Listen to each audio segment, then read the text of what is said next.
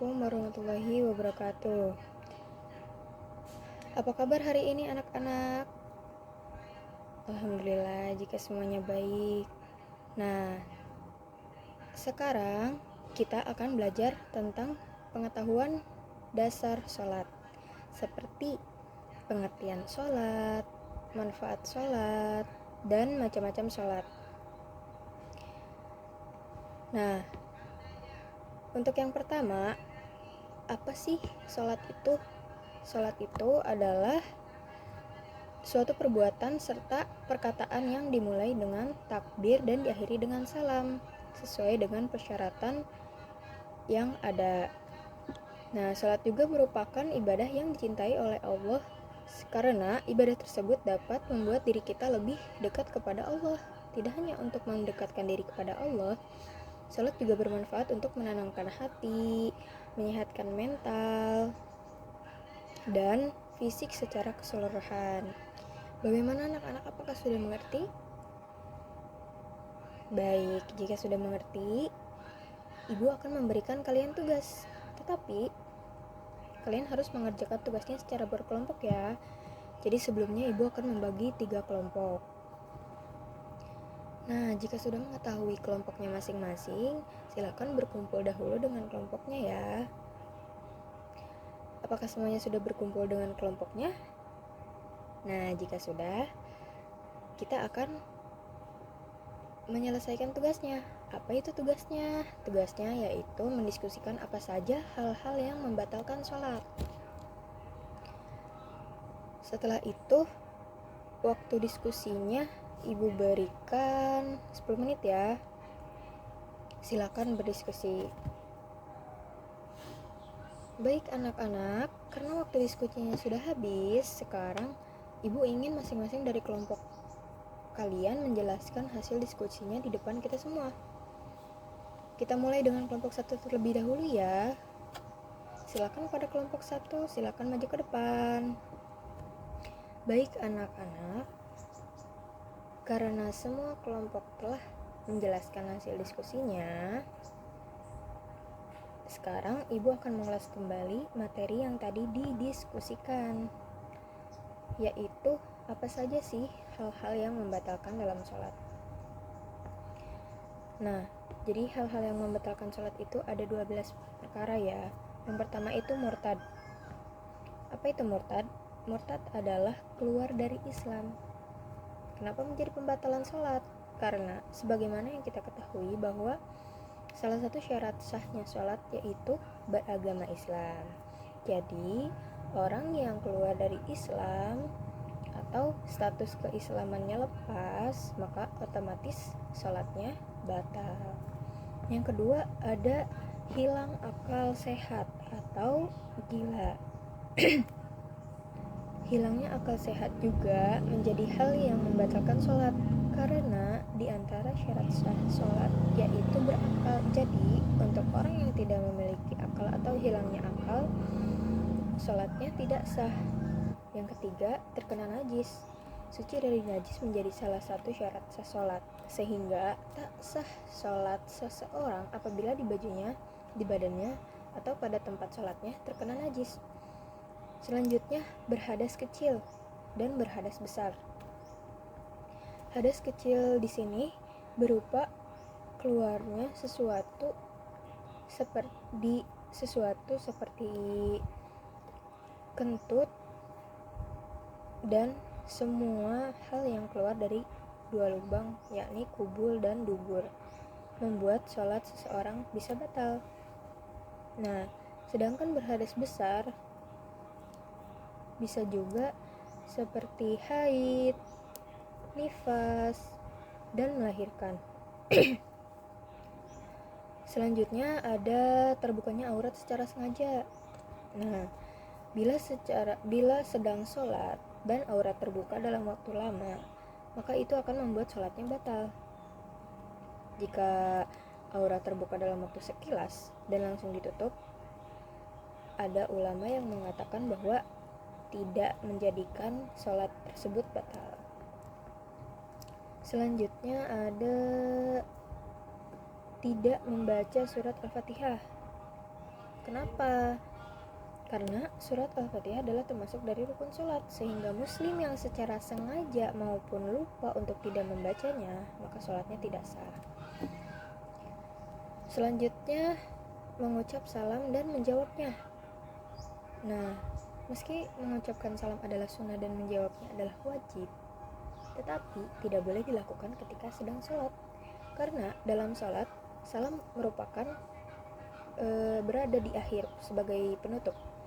Sehingga bila penutup atau salam itu dilakukan, maka sholat itu selesai atau sholat itu batal. Nah, selanjutnya bergerak di luar gerakan sholat. Dalam beberapa mazhab, gerakan yang banyaklah yang dapat membuat sholat menjadi batal. Jika suatu gerakan dalam sholat dianggap sudah keluar dari konteks sholat, menurut kebiasaan masyarakat, maka sholatnya batal. Yang terakhir yaitu makan dan minum. Nah, kita yakin ya bahwa makan dan minum selagi sholat mampu membatalkan sholat seseorang, meskipun orang itu hanya menelan makanan dan minuman dalam jumlah yang sangat sedikit. Tetap saja membuat sholat itu tidak sah. Nah, itu adalah hal-hal yang membatalkan sholat. Jadi anak-anak mulai sekarang kan sudah tahu apa saja pembatalan sholat. Jadi hati-hati ya sholatnya. Jika ada sesuatu yang membatalkan, yang membuat kita membatalkan sholat, maka kita harus mengulang kembali sholat tersebut. Baik anak-anak, setelah kalian mendengarkan apa yang ibu berikan, sekarang ibu akan memberikan tugas pada masing-masing kelompok yang telah ibu bagi. Tugasnya mudah kok, hanya membuat peta konsep tentang macam-macam sholat. Nah, ibu akan memberikan waktu 10 menit. Dalam waktu itu, ibu harap kalian telah menyelesaikan tugasnya ya. Baik anak-anak, karena waktu diskusinya sudah habis, sekarang ibu ingin masing-masing dari kelompok menjelaskan hasil diskusinya di depan kita semua ya. Kita mulai dengan kelompok 1 terlebih dahulu. Silakan kepada kelompok 1 untuk menjelaskan apa yang telah didiskusikan. Nah, karena masing-masing kelompok telah menjelaskan hasil diskusinya, sekarang ibu akan mengulas kembali materi yang telah didiskusikan atau disampaikan oleh kalian. Jadi, sholat itu terbagi berapa jenis? 2. Iya betul. Nah, ada sholat wajib dan sholat sunnah. Sekarang apa saja sholat wajib? Di antaranya yaitu sholat subuh, sholat zuhur, sholat asar, sholat maghrib, dan sholat isya. Nah, sedangkan sholat sunnah itu lebih banyak dari sholat wajib. Akan tetapi, jika tidak mengerjakan sholat sunnah, maka tidak mendapatkan apa-apa, tidak mendapatkan dosa dan tidak mendapat pahala.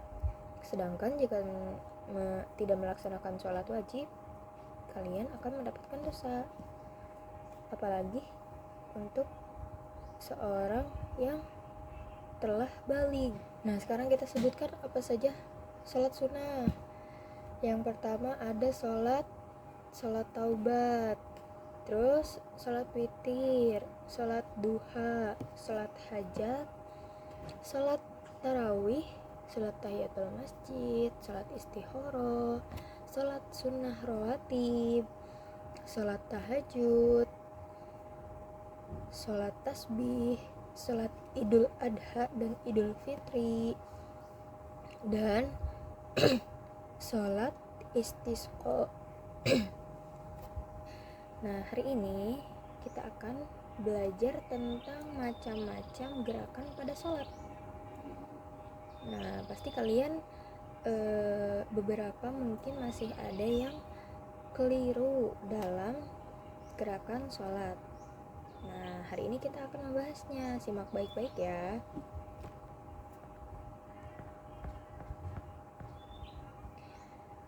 Kewajiban umat Islam adalah menjalankan perintah Allah Subhanahu wa Ta'ala dan menjauhi larangannya. Menjalankan perintahnya, salah satu diantaranya adalah mengerjakan sholat.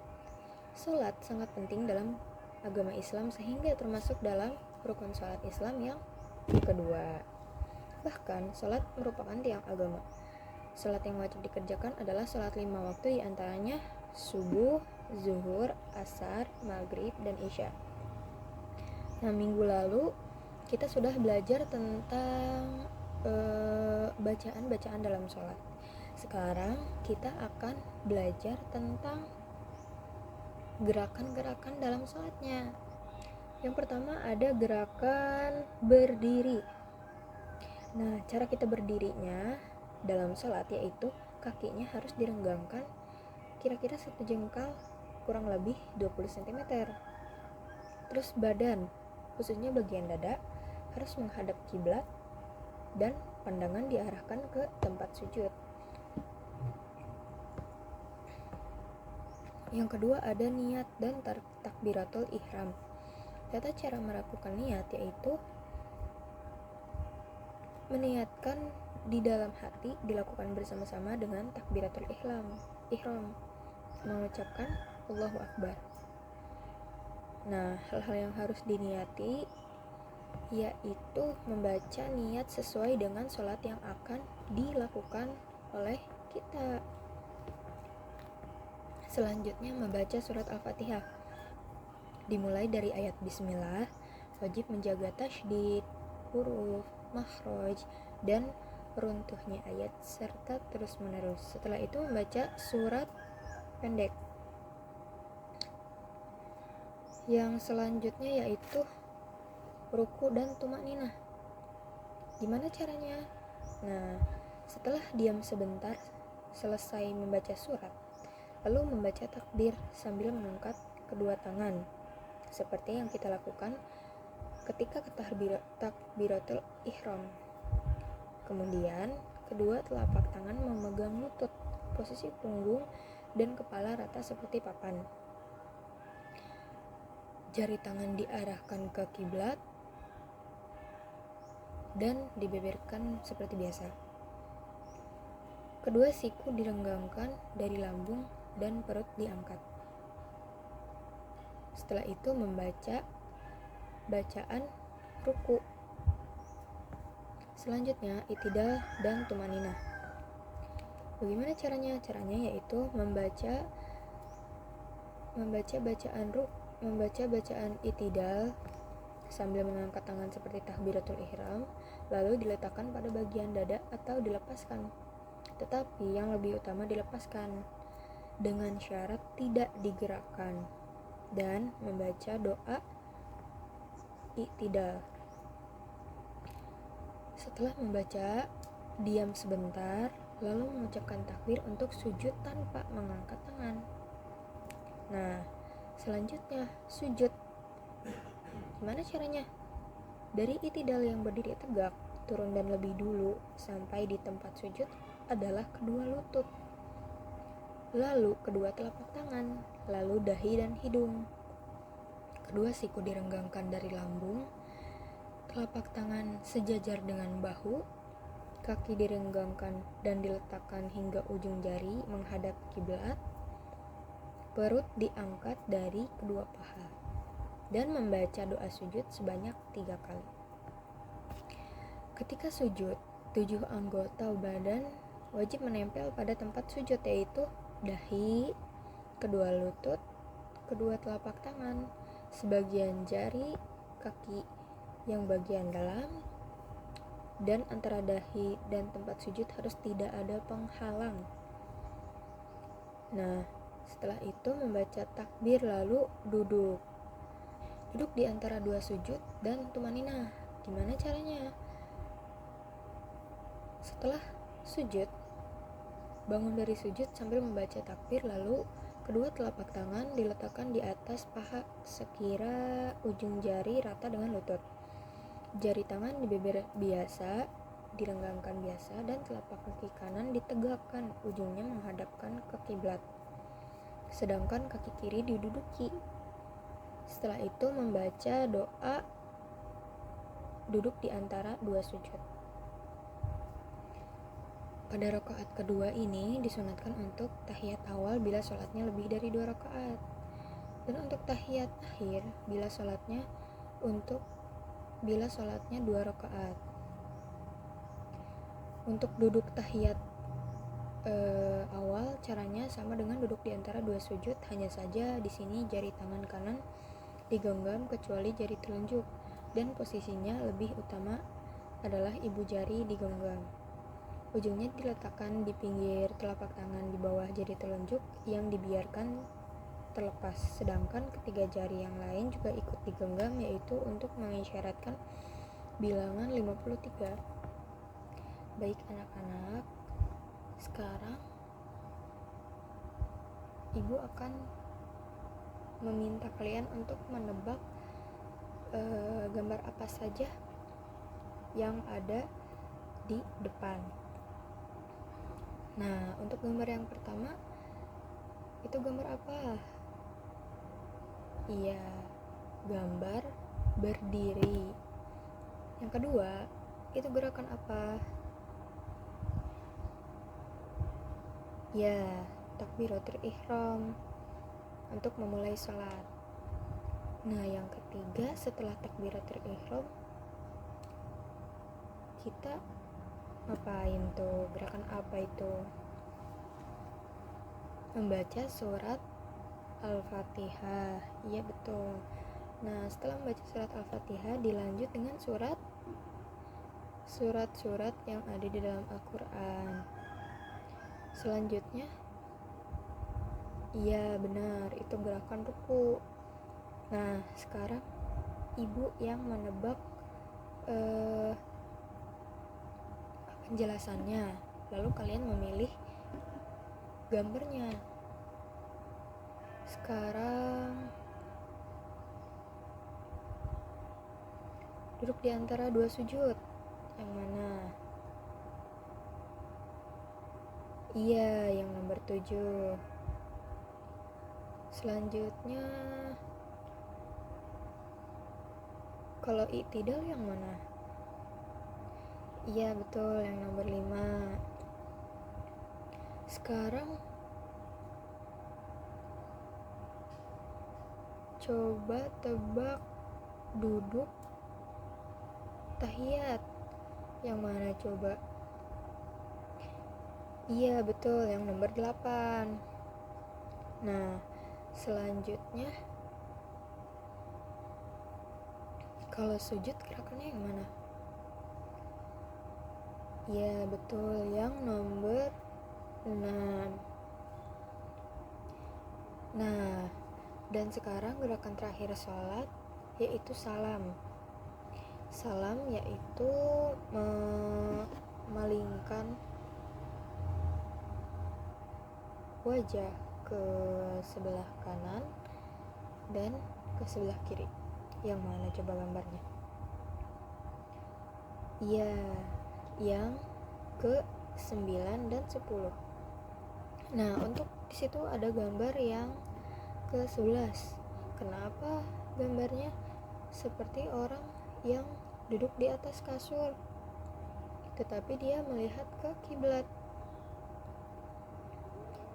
Karena gambar tersebut menjelaskan bagaimana seseorang jika sakit tetap melaksanakan sholat, akan tetapi boleh sholatnya dengan duduk daripada tidak sholat sama sekali. Maka dari itu diberi keringanan untuk melaksanakan sholat dengan duduk jika tidak sanggup untuk berdiri. Nah, bagaimana anak-anak? Apakah sudah mengerti apa yang telah kita pelajari hari ini? Mudah-mudahan kita semua bisa menjalankan apa yang telah diperintahkan oleh Allah Subhanahu wa taala ya. Apalagi perintah sholat. Baik anak-anak, karena waktu pembelajarannya sudah habis.